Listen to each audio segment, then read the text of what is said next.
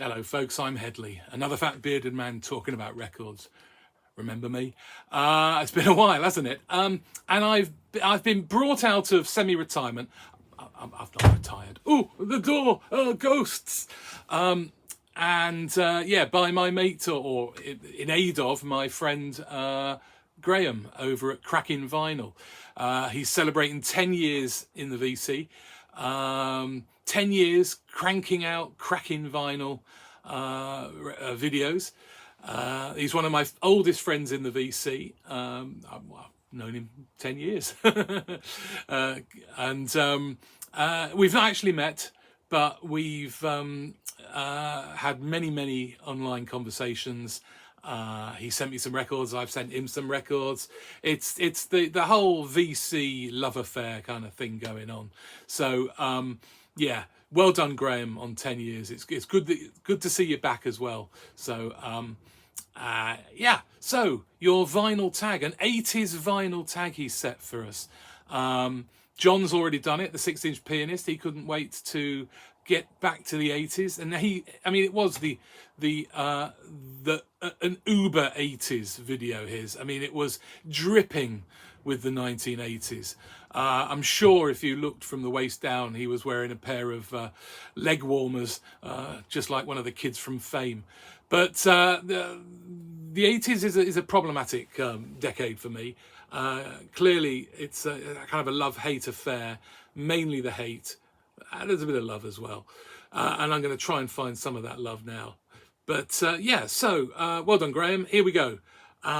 Thank you for putting this together. 20 prompts. Oh, God, it's going to go on, isn't it? I'm going to try and keep this short. But I will put in a couple of needle drops, if I can fit them in. Okay, so which 80s song had the best video?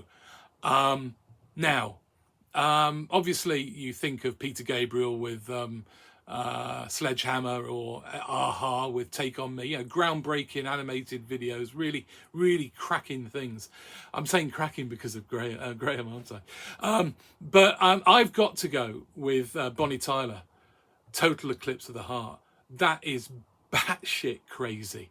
I think that it created the pretentious gothic genre of music video, and it really has it with bells on.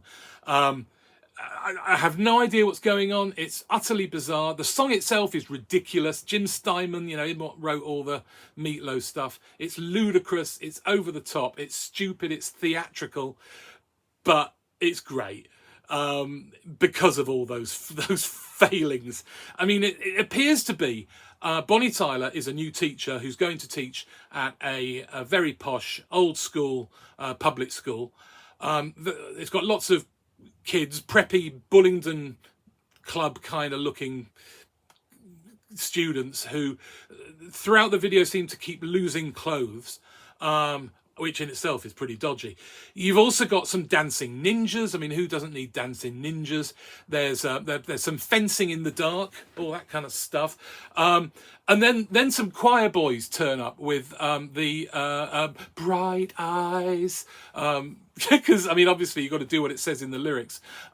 It's barking mad, and clearly I think Ofsted should have had a word anyway. So yeah, nutty stuff. Okay. Let's get on to some actual records. So number 2, Show an Album released in 1983. And I'm going to step back a little bit. I'm going to show this. This is Bloodlines by Terry Allen and the Panhandle Mystery Band. Terry Allen, classic, brilliant Texas alternative country guy. This is a bit more fully formed. He's getting a bit funky. In fact, the track I'm going to give you a little bit of a clip of. There ought to be a law against sunny Southern California.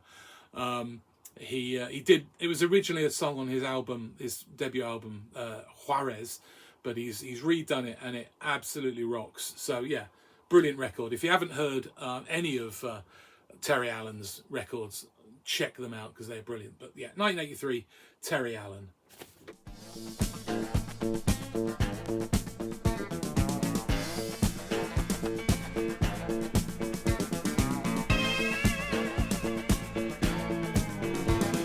I'm going back on home again. Well, I'm going back to my own again.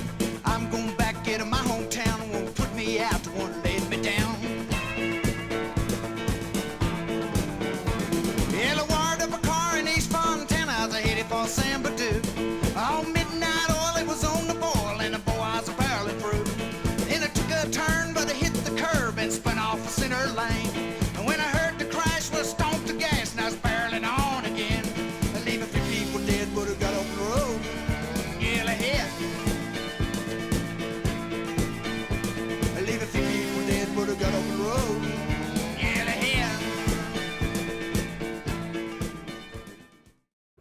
Okay, so show a 12-inch record.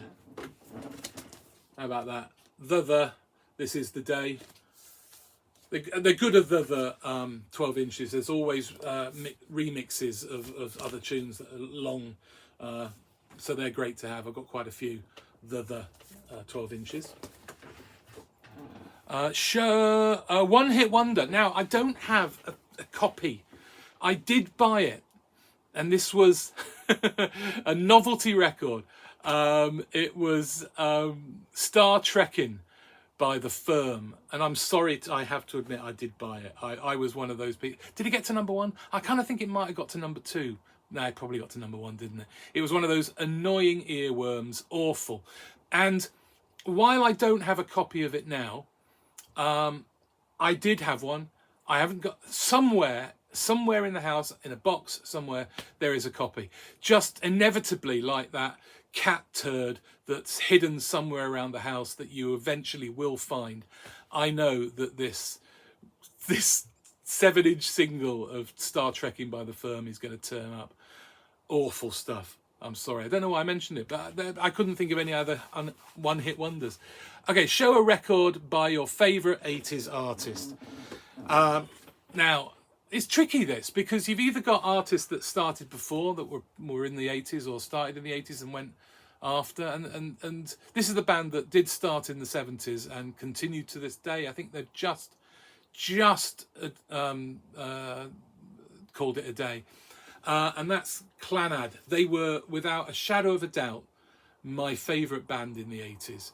And I think, and now forgive me if this is wrong, but I think Graeme sent me this copy. This is Legend from 1984, which was the soundtrack album to the ITV TV series Robin of Sherwood, and here you've got Michael Praed as Robin. Again, we've got that pretentious gothic going on here, haven't we?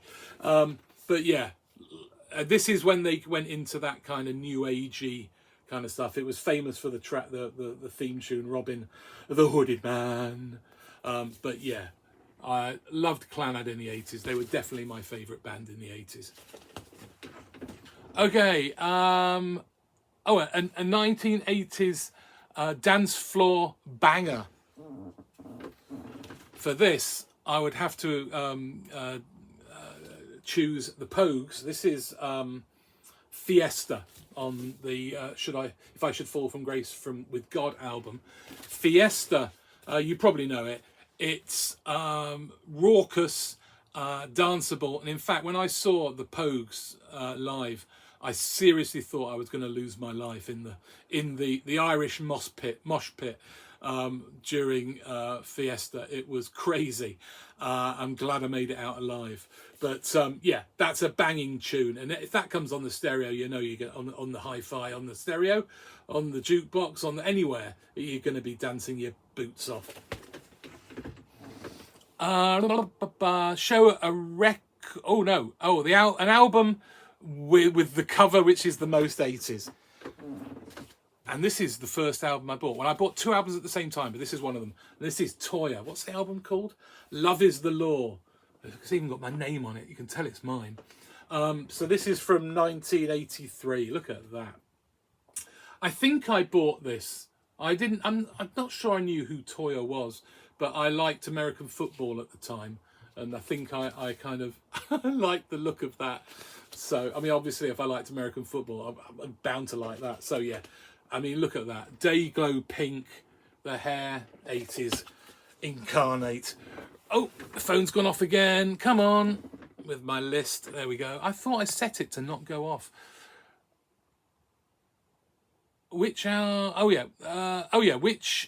Show a record by your favourite act at Live Aid. I did watch Live Aid. But I don't ever remember seeing this. And I suppose my favourite act that played the whole of the thing is Elvis Costello. He came on and sang a version of the Beatles' Love, Love, Love. Love is all you need. What's that called? Love, what's it called? Love is all you need. Is that what it's called? Yeah, just him and the guitar, getting the audience at Wembley singing. It's it's absolutely brilliant. It was a great idea, perfect sort of song for Live Aid. But yeah, so he was definitely my favourite that played there. Show a oh no, this must be show a band with big hair. Now, obviously, there's a lot of stuff going on in the 80s. I did go to the country section, but actually a lot of it's big old hair in the 70s. But I did find this, and this is Free Spirit, which is a UK country band. I think this is from 1980. And look at these two dudes. This is it Mike Mills, not from REM, and C.J. Bradley. They've got some great hair going on there. It's kind of the mullet thing, really, isn't it? And on the back, you can tell they've actually done a number of. There's about 3 or 4 covers of David Allan Coe songs, which made me think, actually, are they trying to replicate David Allan Coe?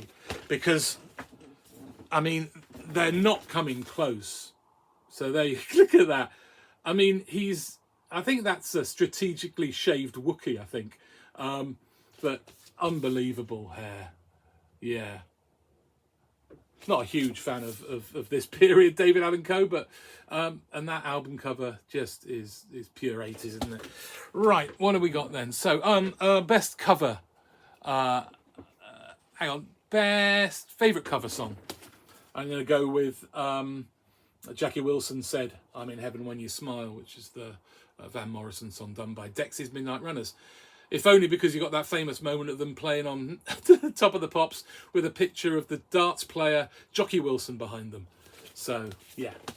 I'm in Heaven When You Smile, Jackie Wilson said. Forgotten Gem. I say Forgotten Gem. This was probably never known, but this is Klondike Peak and the Huskies, Some of the Fellas. This is, how do I describe this? It's from 1980. And I would describe this as new age country rock as played by Ian Dury and the Blockheads. But it's not. It's produced and mostly written by a guy called Roy St. John, who was an Anglo-American dude. Yeah, it's great. It's that kind of, like I said, new agey country, really. But I love the fact that it's got the band have all got funny names. So you got Pine Top Willie, Bubba Baker, Grizzly Pigeon, and Doggy Bag Dave. I don't think I want to meet Doggy Bag Dave. Do you know what? I suddenly thought a doggy bag is what you get at leaving a restaurant, isn't it? You ask for the food in a doggy bag. Not the type of doggy bag that you have in your hand when you've taken your dog for a walk, which is what I had in my mind. I suddenly realised it's not that. Okay, so yeah, Klondike Peak. You got to hear some of this. I'm going to play you a little bit of Crazy Richard's Gonna Burn Your House Down Tonight.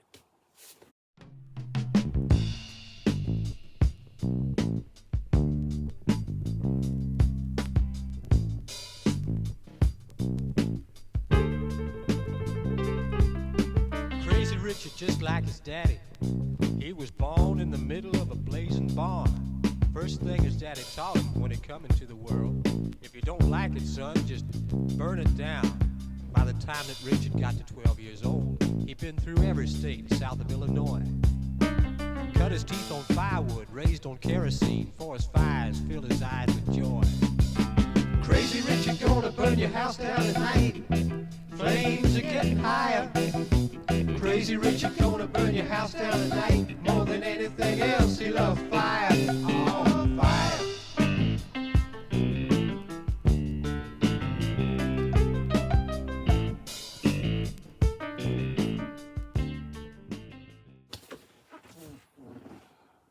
Which two artists do you wish had collaborated? What, with the Nazis? I don't know.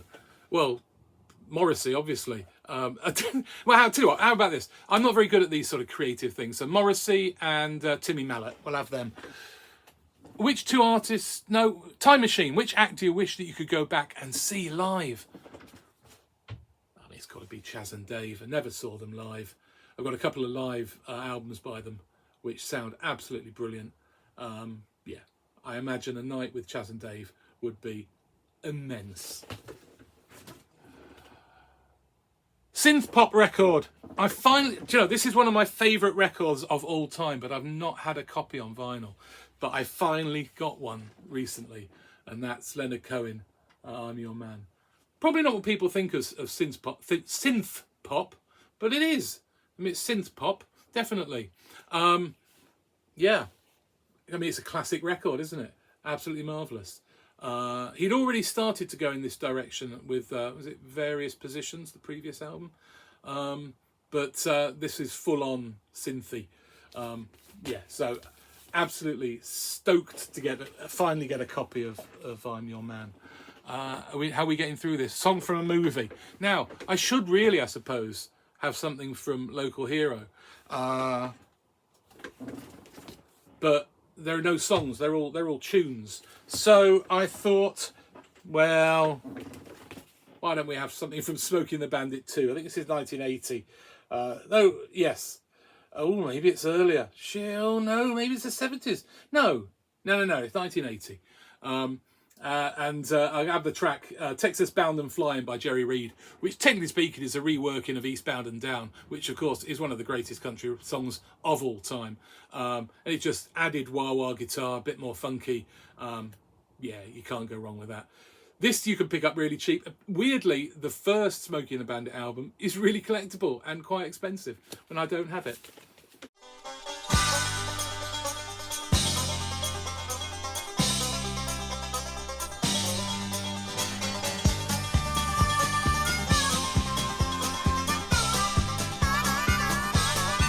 Well, if I can keep it on the ground when I put that hammer down, then I'll be Texas bound and a-flying. I got my tin in the wind, let it all hang out again. 'Cause how you gonna win if you ain't trying? Well, now we're all back together and we're burning up the road, and that old sheriff's out there dogging us again. He thinks he's really got it cooking, plans to do a lot of booking. The only trouble, he keeps looking where we've already been. So if I can keep it on the ground when I put that hammer down, then I'll be Texas bound and a-flying.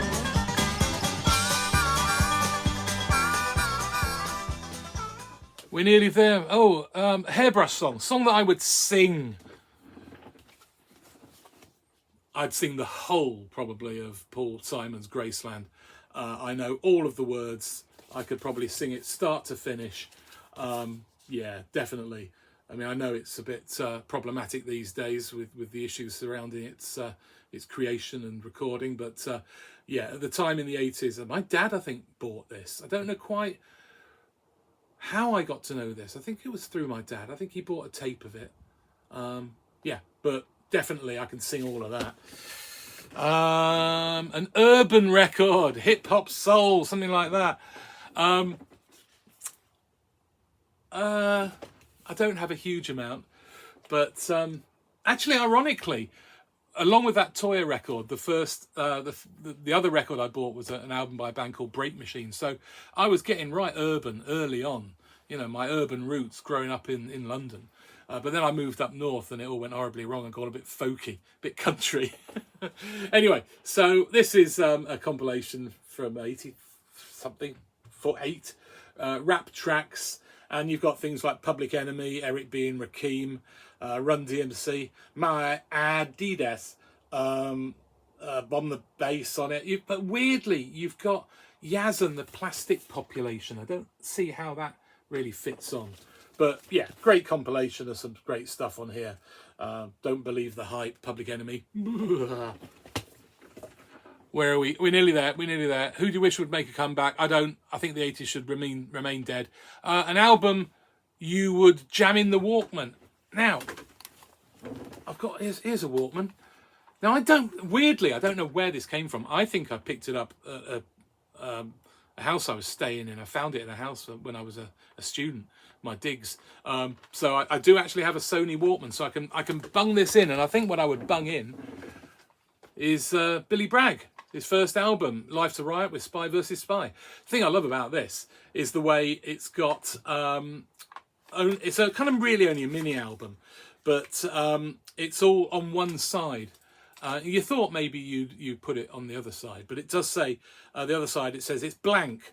Bootleg the Bragg, confuse the enemy. So I love the way he was trying to get people to record his concerts and put them on his on the other side of these records. So yeah, so there you go. Finally, we've got my 80s crush. Now, I wasn't into, certainly wasn't, I've always been a bit anachronistic in the things that I kind of like. I've never been happy with the time of the society I find myself in. I'm always happier with the past, really. And in the 80s, I certainly didn't really find any pop stars alluring. They weren't my thing. I was into watching kind of old films, and definitely, and I know this because I had posters of her on my wall when I was a teenager, is Lauren Bacall. I was obsessed by Lauren Bacall. I thought she looked absolutely beautiful. So that was my 80s crush. So there you go, I've got through it. It's under 20 minutes, but then I'm going to add a couple of songs, so it probably won't be under 20 minutes. But thanks for watching. Graeme, well done on your 10 years. Thanks for letting me to delve into the 1980s. And I honestly say I will be back soon, sooner than I have been. I've got some things I want to do. So until I see you, bye-bye for now. Hello, folks. I'm Headley, another fat bearded man. Bearded man. I'm a bearded man. Hello, I'm Headley man. You can tell I haven't done this for a while.